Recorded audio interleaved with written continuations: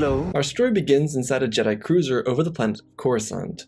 The Jedi Council was getting acclimated to their new positions as Jedi generals in a war they didn't want. Among the Council members were Yoda, Mace, Depa, Obi-Wan, Plo, and Anakin. Essentially, the purpose of being here was so they could meet with Republic officers and determine fleet movements, assignments, and how many troops each Jedi general would get. Anakin was a newly appointed knight, having just returned from Naboo after the Battle of Geonosis. Obi-Wan and Anakin were at the back of the lines. Kenobi was a new council member, filling Coleman Trevor's place, and he was whispering to Anakin. Skywalker was noticeably nervous about the entire taking on an army thing. Not that he didn't believe he could do it, more so the fact that he was unsure if he would succeed with so many troopers under his belt. As the two Jedi stood side by side and listened to Republic officers and Jedi dish out roles and leadership positions to different Jedi, Obi-Wan noticed something that wasn't addressed. While there were commando squads, and many of these squads found home with some armies, there was a unit that didn't get assignment. For commandos, it wasn't that they were to serve with the army. The army and/or fleet was essentially their home base. Commandos were planned to do missions close to and/or around these large groups of clones. It would provide them sanctuary between missions and after strenuous events. Regardless, Obi-Wan was looking at this unit called the Bad Batch. When there was a pause in the conversation, Obi-Wan asked what this unit of clones were. One of the many officers looked to each other without knowing. A martial commander, fresh from Kamino, stepped forward, informing the Jedi General that the Bad Batch was an experimental unit of clones. They weren't finished yet, but they'd be ready to go in the next year or so of combat. The unit was essentially a group of hyper-mutated clones. One of them was really good at tracking, another at sharpshooting, a tech wizard, and an oversized variant. The commander told the Jedi that they weren't supposed to be known by anyone. It was more so a mistake that they were on the table. Obi-Wan asked if a Jedi could be assigned to that group of clones, and the martial commander shrugged his shoulders and looked at the other Jedi and officers in the room. Commander Cody didn't see why there'd be an issue with that. That Jedi would just have to check with Nala Se regarding the idea. She was the chief medical scientist, but she was also overseeing the development of the Bad Batch. Obi-Wan thanked Cody and stepped back. The conversation continued in front of them, as Obi-Wan started whispering to Anakin again. He asked his former student what he thought about that, and Anakin shrugged. It sounded like something that would be worth investigating. Kenobi made a note of that and waited until the debriefing ended, which lasted for several hours. At the end, Obi-Wan made a mention of the Bad Batch to the council members, and how an experimental unit like that might be good for Anakin. Kenobi knew there were plans for Anakin to take on a student, one hand-picked by Yoda, but this could be a good alternative. They could still give Anakin Ahsoka if they wanted, but at least he'd be able to operate with a closer unit. Obi-Wan's point was that a group like the Bad Batch might be good for his self-esteem and making him a little bit more controlled. If Anakin was a general of a fleet or an army, he might get a little carried away, if you will. The council members saw this point, and May suggested that he send Anakin to Kamino with special orders from the Jedi Council. These orders simply to investigate the Bad Batch. He would report back on his findings, and they'd make their choice from there. To Windu, this was a continuation of what he had told Obi-Wan before the Battle of Geonosis, to have faith in Anakin. The Council was well aware that Palpatine wanted Anakin to be assigned to an army of some sort, but aside from keeping Anakin under their own control, this scenario felt more fitting for Skywalker. The Jedi didn't know why Palpatine was obsessed with giving a 19-year-old the control of an entire army, but they stepped in, ignoring his requests. They didn't care if he liked it or not. The Jedi were doing this for Anakin's benefit, even though it inversely helped them keep a closer eye on him. Skywalker would arrive on Kamino during a chaotic time. Hundreds of thousands of clones were getting shipped off. Master Shakti was already here, and she was overseeing the departure of the clones, as well as the regs that were finishing up their basic training. Anakin was greeted by Nala Se herself, who was well aware of this individual's arrival. She gave Anakin a room, figuring that he'd be here for a little while, which was true. Anakin's assignment was for the next 3 months, just watching the unit, reporting on the development, and telling the council on his own decision. They were giving him some leeway to choose where he wanted to go with this. Nala Se would show Anakin the Bad Batch during one of their training regiments. They were much more amazing to watch than any unit of regs, and Nala Se ranted off a bunch of statistics. Anakin didn't really care about all that. He just saw the flashy style of their fighting and liked them. Anakin's reviews of the unit would be overwhelmingly positive, and then he would ask Nala Se to let him work with them. This initially was never part of the plans. The Bad Batch was meant to work alone, without Jedi interference, but Anakin was adamant that he wanted to do it. The only reason Nala Se accepted is because Anakin told her that he planned on working with the Bad Batch after they stopped their training, so she allowed Anakin to get in and do a test run with them. He obviously had spoken to them a number of times before this test run, so they were familiar with him. But Anakin's addition to the squad was an upgrade they never thought they wanted or needed. Having a Jedi take point with his glow stick to defend the clones while they used their numerous formations was beyond effective. But Hunter believed the lightsaber could be a bit of a dead giveaway, especially in a covert op mission, so he suggested that Skywalker get used to using a pistol and actually wearing different armor rather than Jedi uniforms. A level of brotherhood started to form between the Jedi and the clones, which said a lot because the Bad Batch didn't just let anyone hang around them. But Anakin was unorthodox, and he was an outcast just like them. He may have been a Jedi, and he may have been able to use the Force, but the members of the Bad Batch saw Anakin as one of them. Because again, he was an outcast, but he was also young, vibrant, and full of energy. The squad really rallied around him, each of them suggesting little tidbits to add to Anakin's collection of information.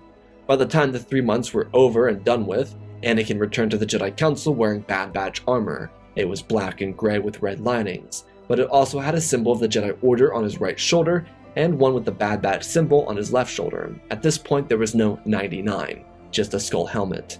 The Jedi were very surprised by Anakin's change, but he returned to the Council and told them everything. He hyped the Bad Batch up unlike anything else, and then he told the Council that he would like nothing more than to be a part of their unit.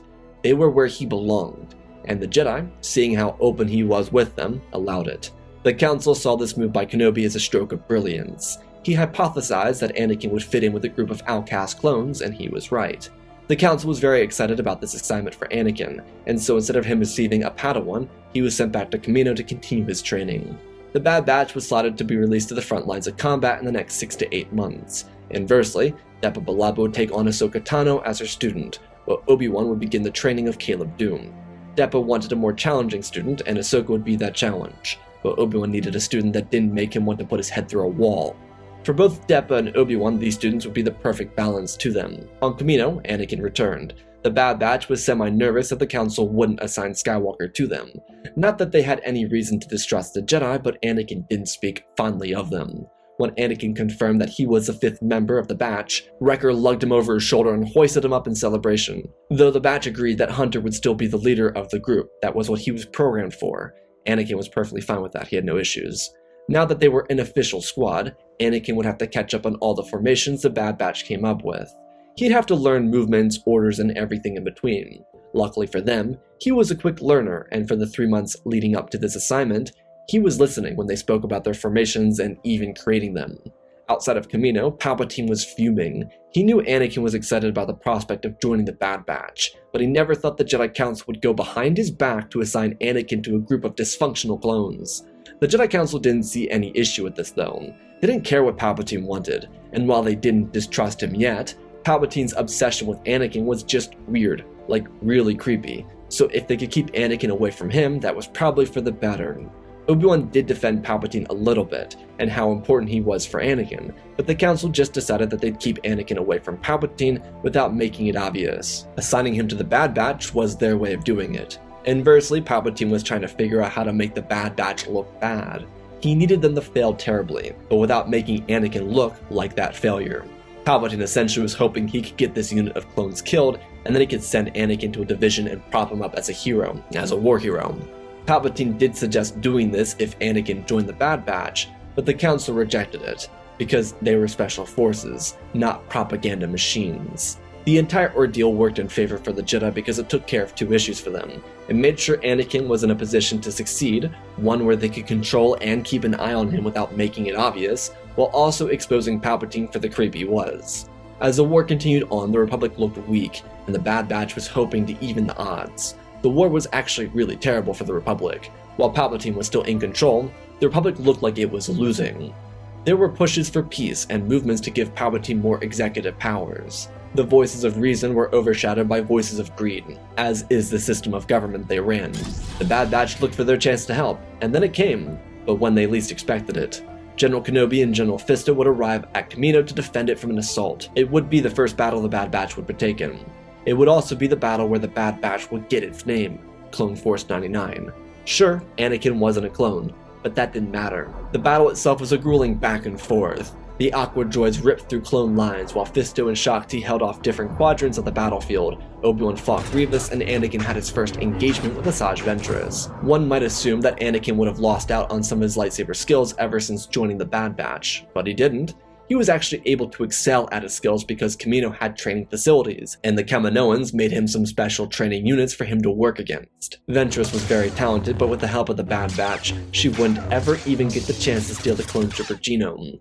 This left the Battle of Kamino as a Separatist failure, but it was here where Clone Force 99 would be permitted to leave the chambers of Tipoca City and start their behind-the-scenes work. Commando work wasn't easy, and the Republic commandos of the Grand Army of the Republic had been semi-successful. But the Bad Batch was designed to deal with more difficult missions. These included taking down CIS facilities, assassinations, data leaks, and more. As a test of their skill following Kamino, they were sent to take out a droid foundry on Hypori. It was a simple mission, but challenging. Commandos had failed at it before, so it was up to the Bad Batch to get it right. It was the largest producer of Hellfire droids, OG-9 Spider droids, destroyers, and a couple of other experimental battle droids. The foundry was huge, and it was guarded by droidicas and B2s. Clone Force 99 landed the Marauder on the far side of the Force and went in on foot. They landed at dusk and used the cover of darkness to move through the trees. Hunter took point, as Crosshair took a poaching position in the tree line. Tech prepared an EMP burst. Anakin was ready and waiting for the signal. He was going to flip a switch, using the Force, to unlock a number of barrels on a transport, all of which containing fuel to make the foundry functional. Hunter gave the go when the carrier was about to enter the facility and the barrels dropped, crushing some droids and creating a distraction. Crosshair was to stay out here and wait for the batch to finish their job. He essentially positioned to make their escape viable. Hunter led the boys around the side, and Wrecker used some semi-silent explosives to break through the bottom of the building. They entered, following behind Anakin. Skywalker worked with a pistol and a lightsaber now, and he was holding the pistol, pointing it forward. Hunter gave his hand signals, and the group dispersed. Hunter and Tech moved for the control room, while Anakin and Wrecker made their way to the Foundry's power source. They had to take down some B2s in the process, which wasn't easy. Well, for Wrecker and Anakin it was, because Skywalker could crush them with the Force, and Wrecker could with his hands. Hunter and Tech had to use their knives and whatnot to make it work. It was definitely a two-person job for them, but they got to the command center eventually. As they broke in, they used their pistols for the first time, shooting the operator droids and taking out the security. Hunter then told Tech to go, and he ran over to the computer console. Due to the sound the factory made and the insulation for the control room, the noise didn't track outside for the other security units to hear. As Tech got to work, Crosshair communicated with them and told them that the droids were preparing to enter a facility with the field resources, asking if he should blow it up. Hunter looked at Tech, who nodded his head. It'd be a good distraction. Crosshair pulled the trigger and a massive explosion went across the front of the facility. The ground shook, but Wrecker punched Anakin in the arm, letting out an "aw yeah," before continuing forward. Anakin just smiled. This was the greatest thing ever. The two of them loudly moved into the power room and made sure they could set some explosive charges, all of which coming from their backpacks. Anakin communicated to Tech, and he said that they were ready to go. Also, Tech found some information that might be helpful. It was encrypted comm chatter from the Separatists. They'd have to wait. For now, it was time to go. With the EMP sent out facility-wide, protecting the clones from any HMP gunships or deadlier weapons, they could run. As the clones began their escape, they were trailed, while at least Skywalker and Wrecker were. Anakin ignited his lightsaber and defended himself and Wrecker as they ran into Tech and Hunter at the rendezvous location. The other clones provided covering fire, which didn't work too well against destroyer droids, but it was alright. They had a Jedi with them. The clones ducked out their little entry hole and Skywalker cut the support, dragging the roof down on the droids. Hunter, Tech, Wrecker, and Anakin ran through the forest, as Skywalker tossed Wrecker the explosive trigger. When they got to Crosshair's location, Wrecker pulled it, and the 5 members of Clone Force 99 watched the foundry explode into a fiery hellscape. As they watched the smoke billow out of the foundry, they high-fived each other and cheered. Their first mission was a total success. They eventually got back to the Marauder, where Tech revealed what he found. The encryption within the Separatist comm chatter had the name, date, and location of a Separatist leader that was a valuable target. As Tech found, the Separatists were transmitting fleet locations to their largest fleet, so that General Grievous and Count Dooku could meet up over Raxus Secundus. Tech said it wasn't for another couple months, but once they left Hypori, they could contact Republic High Command and inform them. The group got to their vessel and left. Once they were in hyperspace, they got into contact with the Republic officers of the war effort. Tech then informed them of the encryption, and instead of being accepted or heralded in as heroes, they're blown off. This was something the Bad Batch was accustomed to by this point, but essentially, the captain present said it was a foolish thing for them to believe in encryption. There were bugs sent through the system consistently to derive or kill unsuspecting fools, which sounded like the Bad Batch. Captain Tarkin told the clones to stick to their missions and leave these delusions of grandeur in the past. They were soldiers, nothing more than that. Don't let their successful mission get to their head. Anakin looked to the other clones once the transmission ended, and he apologized.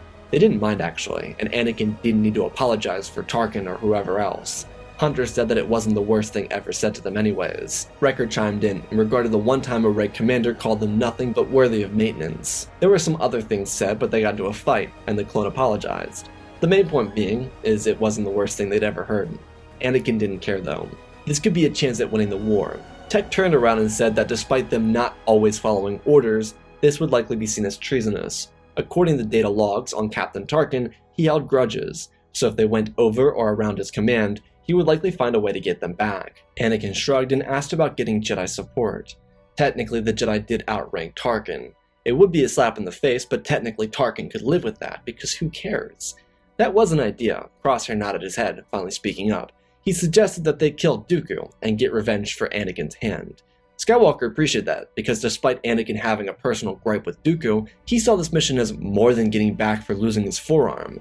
The fact that one of his brothers was willing to make a sly remark about getting back at Dooku for his forearm meant the galaxy to him. So Tech contacted the Jedi Temple Open Frequency and requested to be transferred to the Council.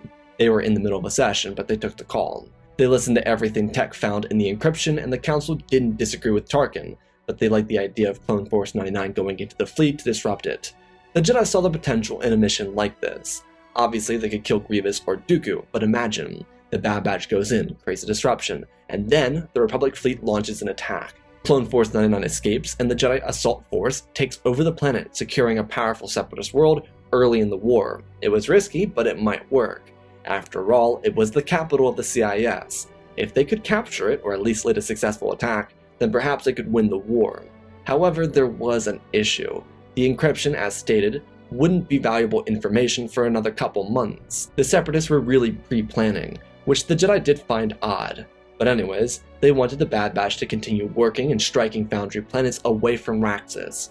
Wrecker asked why, and Mace Windu from a galaxy away said it would likely thin out Separatist lines. If they were losing foundries around Geonosis, Hypore, Molinus, and so forth, they'd spread their fleets out away from Raxus, which meant that if the information remained updated, then they could strike a weaker fleet at the capital of the CIS and go from there. The Jedi also made a decision. It was told to them by Skywalker during the call that Tarkin initially declined their request. While Anakin and the Batch knew the Jedi could also decline them, they wanted to be transparent, as a means to keep a clean line of trust between them and the Council, which really benefited the Council views of Anakin. Point being, the Jedi decided that they wouldn't tell Palpatine or the Republic High Command about this attack until about a day or two before it, maybe even less. They did this because Tarkin was a very large Palpatine supporter, and they were closer than most officers were with the Chancellor. Also, by this point in the war, the Jedi had kinda lost their trust for Palpatine and the officers of the Republic. They had a lot more trust and respect for the clones, who were extremely loyal to the Jedi. This wasn't blind loyalty like some of the officers were with Palpatine. This was earned respect and loyalty, which the Jedi prioritized in their decision to keep this mission secretive. So, in accordance to the request made by the Jedi Council, the Bad Batch would begin their move into the Outer Rim and target foundries. These missions would be overwhelmingly successful. There were a couple that stagnated their success, but none of these missions would be classified as failures. Some of them would be sloppy, but in the span of the 4 months before the attack on Raxus Secundus, Clone Force 99 ran 23 successful missions. Out of those 23 missions, 2 of them were close calls, and 5 of the other missions were rather sloppy or hastily done, but successes nonetheless. These missions helped the Batch get closer and closer. Anakin was beyond happy with this assignment, and he couldn't be happier that the Jedi assigned him to a unit that formed such a close bond with him. Skywalker hadn't had true friends since he was a slave on Tatooine, so he was glad to make friends, and what he considered brothers in his adult life. When the week for their mission to Raxus Secundus came up, the Batch would be transported to Coruscant where they would speak to the Jedi Council. This essentially would be a planning session, because while the Bad Batch was out decimating bases and foundries across the Outer Rim, the Jedi moved their forces into positions across the Mid-Rim to make the assault at Raxus Secundus as sound as possible. The only purpose of this meeting was to have secrecy for their operation. The Batch was a little weirded out by the apparent secrecy, but they were never informed by the Jedi to keep this a secret or on the down low. It was just a vibe thing for the whole operation. Regardless, Clone Force 99 would be sent in first. They wouldn't take the Marauder, rather a captured super tactical droid and a shuttle. Tech was able to reconfigure the circuitry on the droid so it would act like itself, just with a clone operator. As for the cloaking of the humanity, Tech also had a plan. While their entire operation was reliant on this plan working, he devised a system of bugs across the shuttle that should cloak their presence. Emphasis on should. Luckily for them, Tech was a genius. They got right through and began their little operation. They were going to reconfigure the capital ship, while also making sure Dooku's room and the command bridge were bombed. Tech, again, had been studying the layouts of these Providence-class ships. He knew how to make these things tick. They had about an hour to work with before the Jedi arrived with their reinforcements. Due to their planning, Palpatine had about 6 hours to react, and he was able to inform Dooku about the attack. Unluckily, the Jedi started engagements with the closest fleets in the area, so they wouldn't be able to get reinforcements to Raxus. This did mean that for the Bad Batch, their little mission would be an accidental success. Despite Dooku having the necessary time to get to the ground, he didn't consider the fact that Grievous would be killed. The only reason he didn't is because his master was yelling in his ear, pressuring him to defend the planet that wouldn't be able to stand a battle of such magnitude at this point in the war. Clone Force 99 cut through the few security droids they came across before Tech overloaded the reactor, sending a blast to Dooku's room and decimating the bridge. On top of that, he also rerouted all the cannons for the capital ship to his personal tablet, so once the Republic arrived, which it did about 2 minutes later after the detonation, he could use all the cannons on the capital ship and have them target the support fleet. In the chaos at the beginning of the battle, the droids resorted to their programming. Without a leader to guide them, the individual captains vied for their own respective control over the fleet, which led to disunion and more chaos. The Bad Batch followed their next orders, posing as Count Dooku and leaving the ship inside a separatist shuttle. Once they cleared Grievous's flagship, Tech turned the cannons on the fleet, and the battle turned into a rout. What made matters worse is the Republic prepared for CIS counterattacks, just in case any came. They didn't. So, as the first fleet led by Master Windu crushed through the defense fleet, 2 more fleets arrived to support him, one with General Kenobi and his student Caleb, and the other one being Master Adi Gallia. Clone Force 99 made their landing in the tree lines of the planet, similar to their first mission. The boys ran through the forest and moved to the outskirts of the city, where they could see tanks and cannons preparing for the clone assault. Hunter pulled his comlink and informed the Jedi above, but the Separatists were ready for them. Windu told the clones to move in anyways. They would survive this fight. Plus, after the second battle of Geonosis, the clones knew how to properly handle a landing procedure with a lot of flak. Clone Force 99 needed to focus on their next target as it was. Whoever was the leader on the ground, they needed to be dealt with. Mace was a little concerned with Skywalker facing off against Dooku again, but he had faith in him. The Jedi General therefore turned to the Admiral and told him to begin the landing procedure. Clone Force 99 dropped into the sewers, which were at the bottom of the city, and opened for them to swing into. They ran quickly through the tunnels before eventually finding their way into the city and making their way to the Capitol building. The droids were rounding up people and almost seemingly preparing to use them as cannon fodder. Crosshair noticed this, and he told the group to stop, telling them that they needed to inform the General. Hunter looked over and agreed. Wrecker told Crosshair that he would join him. Tech, Hunter, and Anakin would go and find their target. Crosshair and Wrecker ascended the building, one of the few skyscrapers in the city. They'd also radio to command about this little issue, as well as see if they could find any good lookout for Crosshair. Wrecker didn't realize this would be a hype mission, so he kind of freaked out. The other 3 broke into the Senate chambers of the Separatist government. Dooku stood above the chambers and told young Skywalker that the Force was with him, but he was no match for this contest. Anakin pulled his lightsaber from his belt, this being the first engagement they had since Geonosis. Hunter and Tech backed off. They planned for this engagement, having used recordings and reports from Dooku's years as a Jedi to prepare for it. Dooku dropped down and ignited his lightsaber, telling Anakin that him coming here would be a fatal mistake. Dooku lunged forward. Outside the Senate building, Wrecker's wrist started beeping. He called up the Crosshair, who kicked the door open on a clock tower, and told him that the others made contact with Dooku. Tech sent the warning. Crosshair knelt down and saw the LAATs coming in. He told Wrecker to contact General Windu, which he did. Crosshair lined up the super tactical droid and fired a shot. The city went still as the droids looked for the source of the shot, but the droids couldn't find it. Wrecker didn't want to look over the side because of the height, but Crosshair needed him to be a spotter for him, especially after Windu got the warning. In the chambers, Dooku and Anakin were engaged in a duel. Tech and Hunter were trying to steer clear because Dooku was trying to get to them, but they used all their skills to avoid the Sith apprentice. Dooku swung, and the 2 clones used grapples to get across the room. The distractions were very daunting for Dooku though. Anakin's skills, despite his lack of dueling, had grown due to his focus on training. He spun himself around and clashed with Dooku. Hunter shot a blast, but the shot was stopped in mid-air and thrown back at Hunter. When Anakin turned over, he saw Hunter's helmet fly off his head. Skywalker was filled with rage and slammed his blade down harder and harder and pushed Dooku backwards. Then Anakin pulled his pistol while fighting Dooku. He parried, blocked, and stepped back, firing a shot right into Dooku's knee. From behind him, Wrecker used his spotting skills to call out a target. Dooku was shot in the back by Crosshair. The pain was so jarring that Anakin stepped forward with all of his strength and knocked Dooku off his feet. He pointed down and told Dooku it was over. The Count grinned, preparing to blast Skywalker with electricity, but before he could, another shot rang out, and he was killed. Anakin looked over and saw Hunter standing with a grin on his face. They did it. While the droids were initially programmed to use the citizens as cannon fodder, similar to the death of Grievous, the destruction of the super tactical droid in the city resulted in a mass confusion for the droids. But there were still many more clone losses on the ground than in space, though the Separatists lost the battle. The rout caused the Separatist military to collapse in on itself, and their movement slammed to a halt. This left Palpatine with an issue. He didn't have the public power to persuade the Senate into agreeing with Order 66, especially when 4 Jedi were responsible for crippling the Separatist military and government. He tried to play his cards correctly, but by the end of the peace treaty, he was seen more as a liability rather than a proactive individual to their desire to actually have peace. Instead of waiting for re-election, Senator Mon Mothma would call for a vote of no confidence, one that would withstand a long election, causing Palpatine to be ousted from power. Anakin by this point wasn't too concerned with that. His boys killed Dooku and won the Clone War. Hunter did need to get some medical attention for his shoulder, which is where he was shot, but everyone was relatively okay.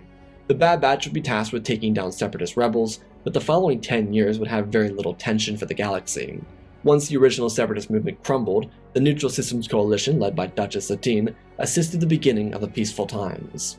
Separatist allies would be imprisoned, or individuals like Asajj Ventress would go missing. She, for example, would go back to Dathomir. The galaxy had a very radical change due to the Clone Wars, but with Palpatine ousted from power, they were able to work diligently to undo all of his failures from the previous 11 years. Palpatine himself went into hiding to continue a long legacy of the Sith, in hopes that he could continue the legacy of Bane and pass on his teachings. It wasn't something he was happy with, but it was all he could do for the foreseeable future. Skywalker and the Bad Batch would remain close for the years that followed, and their unit would add one more face to it, that being Omega. The Batch would get their accolades for their efforts to defeat the rebellion, as the CIS movement was being labeled now. Clone Force 99, due to their accolades, would find home on Coruscant, so that they could stay close to Skywalker but also be effective in helping other people, especially because the clones were now becoming employed as enforcement officers as they left the military. The Senate took a lot of care of the clones, thanks to this new leadership. The Jedi would continue their hunt for the Sith Lord, but all that remained were breadcrumbs. When the war came to an end, Palpatine vanished, and with him, his alter ego. Sidious did drag Jedi into the depths with him, but none of them were useful in his greater quest for victory. Pong Krell joined before getting decimated and manhandled by Kenobi. Another Jedi joined and was found on Morabon before getting demolished by Windu. Baylan Skoll joined, and then he split from the path, seeing it as useless. Sidious did try to kill Baylan, but never found him. Skoll believed the fight was out of his hands and left the Jedi and Sith to their own demise. These breadcrumbs are how the formerly retired Bad Batch found themselves a path to the aging Sith Lord, one who had been beaten by continuous losses and a continuous deteriorating hope for the Sith future. Palpatine was inside of a lair in the fields of Naboo, hidden inside one of the ancient heads, hollowed out for his own gain. He didn't desire Coruscant anymore, hoping Naboo would jumpstart his rebirth, but it didn't. Instead, what ended up happening is Skywalker and the Bad Batch were spending a family holiday with Padme at her family's villa. Windu called Master Skywalker, informing him that there were trails leading to Naboo and Obadiah. Master Windu and Balaba would be investigating the Obadiah trail, asking that Skywalker handle the Naboo one. Anakin didn't mind. Plus, he and the Batch had time before dinner. It had been an annual thing for them. Skywalker had an older girl named Leia, a younger son named Jin, and an even younger son named Luke. So it was a really large family. 5 Bad Batch members, a wife, 3 kids, Padme's family. Huge. Regardless, they took the Marauder across the planet and landed. The clones of the Batch were getting up there in age.